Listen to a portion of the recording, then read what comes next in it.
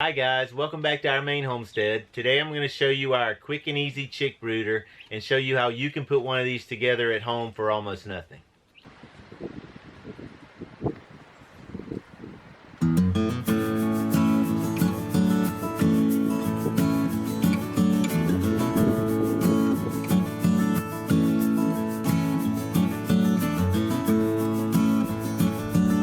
Then the only getting picked. Ow! The only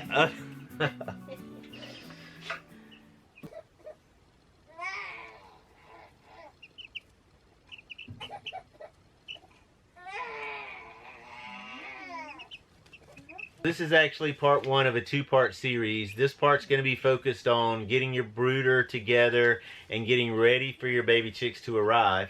The second part's going to be focused on raising your baby chicks, where we'll cover what that process is like, introducing them into the brooder, and some common issues that can occur and how to either avoid or to treat those and make life as easy as possible for you and the baby chicks. So before you need a chick brooder, you need baby chicks.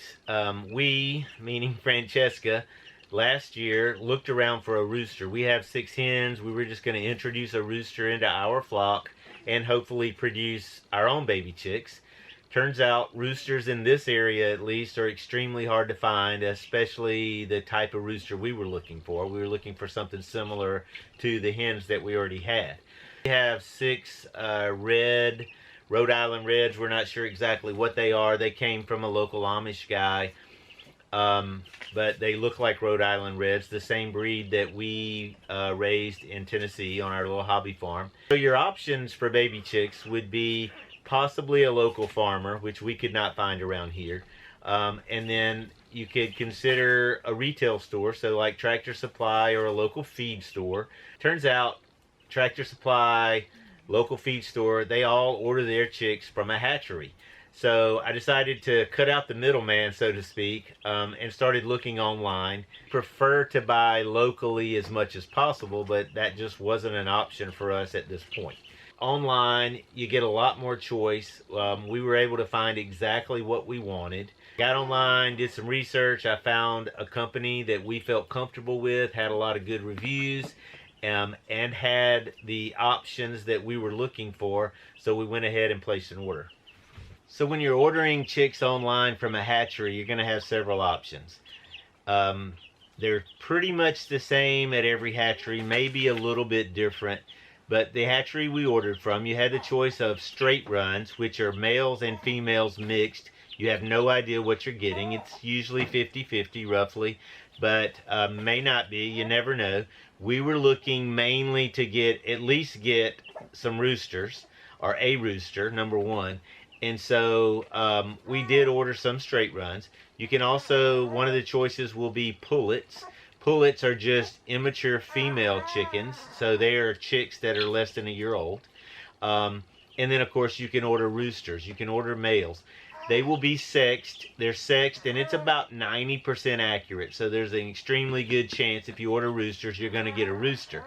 So what we decided to do with our strategy was we wanted a couple of different breeds. So we decided to order 6 of each breed.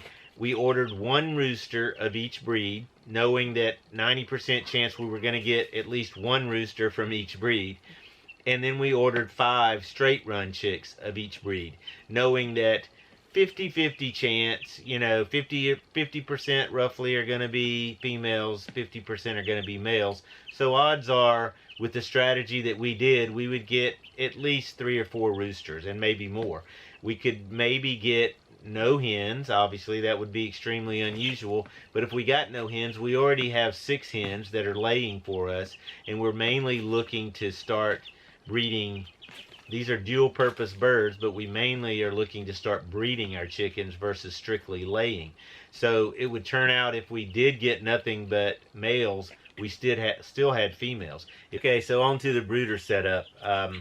My initial thought was to build a brooder out of wood, something that would last, I could use over and over again. the more I thought about that, I realized I had some cardboard boxes that would do just as well. And if I want to build something more permanent later on, it'll be easy to do. But this setup suffices extremely well. It's cheap, almost free. And, you know, you can throw it away when you're done if you want to. You don't have anything to clean out or to take care of, actually, if you don't want to. So, couple of rules of thumb. You want about a half square foot per chick. That's when they're first born, and that's up to maybe 2 or 3 weeks old. Technically, all I did is I took the flaps, I folded them down and taped them to the sides so that they were not in the way. And then as the chicks get older, all I need to do is take the tape off, fold the sides up, put the tape back on, or new tape, and then I've got a twice as high brooder box. And if you can tell by watching them, they can reach up to the top of this very easy right now.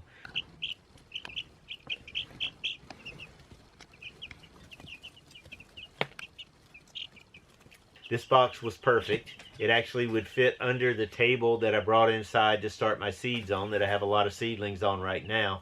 So it was perfect to be able to slide it in and out of the way as needed. They don't live right here in the middle of the floor typically. This is just so you guys could see them. I got separate pieces of cardboard and placed down on top of the bottom of the box, just to give it some extra thickness. If you've ever seen people use cardboard or newspaper for insulation, it's a very good insulator. And so these chicks were going to sit on the floor. So I figured as much insulation as possible to help keep them warm, and we'll talk about keeping them warm in a little bit. I actually took a yoga mat, folded it over, doubled it over, and the box sits on that. So they're very insulated from the coolness of the floor. You can see I have a metal top. I hope you can see that. This is just hardware cloth that I measured the top of the box. I went out to the barn, grabbed some, and I cut it within reason to the dimensions. And then I cut the edges, the corners, and folded it over so that it would fit on top. Initially, they didn't need a top. They were small, obviously. They could jump, but they hadn't developed their feathers to try to start flapping and flying. But about 10 days of age, you notice they're going to start flying across the brooder box some and potentially trying to get out. So it was time to put a top on. This is a very quick and easy way to enclose them, but you also want to make sure that the top is breathable. It's great to be able to look at them, but you don't want to close them totally in so that they're not getting the air circulation that they need. They're peeing and pooping a lot. The ammonia levels will build up in this area and could cause a problem, so there's no reason to take that chance. So another thing to consider when you're choosing the size of your box is you're going to need a heat source, at least when they're young. They cannot regulate their body heat very well. If you've ever watched baby chicks with their mother, they will be up under their mother the majority of the time. They'll run out, feed, play, do whatever, very short term, and then they're back under their mother for that warmth. So to mimic that situation, the traditional way of doing that, or the more modern traditional way of doing that, is a heat lamp. There's some concerns about starting a fire if the heat lamp fell into the shavings, because this is all very combustible down here.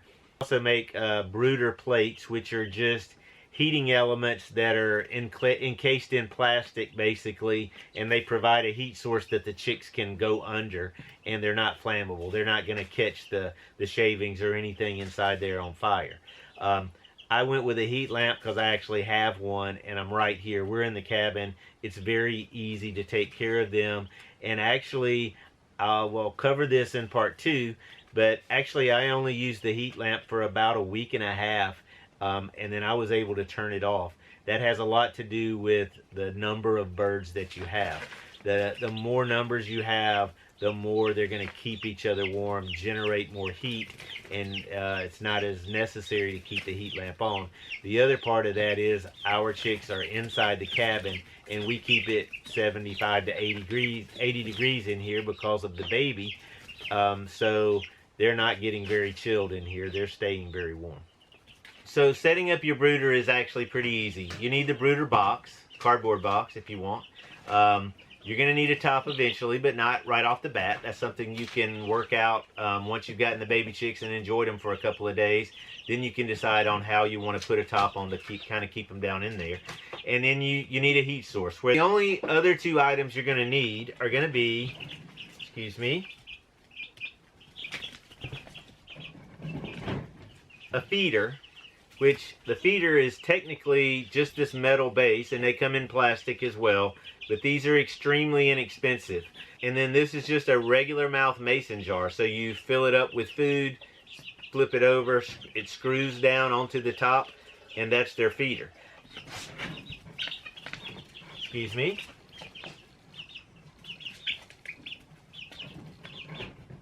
And then a waterer. So the waterer, again, is a metal base. Both of these come in plastic if you want to go that route. I like metal, and I like things. These are going to be obviously more durable, I believe. So a metal base here with a trough around it for the water to collect. Again, a regular mouth mason jar. You fill it up with water, screw the top onto the mason jar, and then flip it over, and the water just automatically flows down into the trough. And I typically, you can see how dirty it is. I typically clean this out once a day. They get it dirty, they kick shavings up into it. I may have to clean the trough out so the water flows down in there, but it's pretty simple. Overall, between the feeder and the waterer, it maybe takes me 10 minutes a day to take care of these chicks. It's not time consuming at all. Look out. You only really need two other things. You're going to want a thermometer to put underneath the heat lamp so that you'll know what the temperature is getting to there. And the way you regulate that temperature is by raising and lowering the heat lamp. So if the heat lamp's sitting here and it's too hot, you're just going to raise it up a little bit. And if it's too cool, you're just going to lower it down a little bit. It's a very simple process.